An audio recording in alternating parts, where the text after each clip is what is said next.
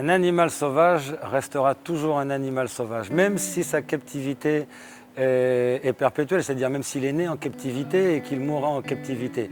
Il restera sauvage même après plusieurs générations de captivité. La question ne se pose pas là. La question se pose plus par rapport à l'humain qui le met en captivité et la finalité de cette captivité.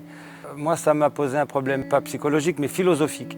Parce que quelle que soit la qualité des soins qu'on leur donne, de l'amour qu'on ait pour eux, à un moment donné, il faut se poser la question de la dignité de l'être humain et de la dignité de l'animal. Est-ce que tout ça est bien raisonnable? Est-ce que tout ça est bien sérieux aujourd'hui?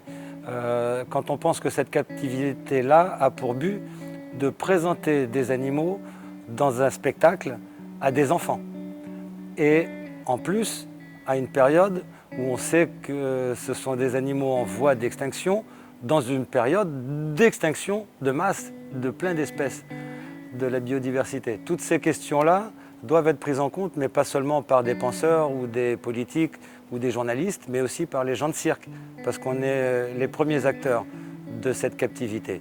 On est leur premier geôlier. Ce n'est pas, à mon avis, une bonne chose pour les animaux, mais c'est en plus une mauvaise chose pour les humains. De pratiquer la captivité et d'aller la cautionner en allant voir des spectacles qui présentent des animaux captifs.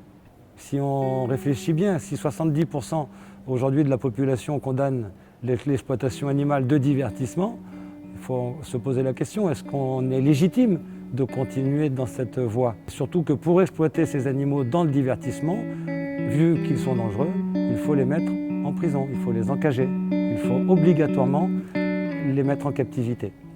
La question pour moi ne se pose plus en tout cas.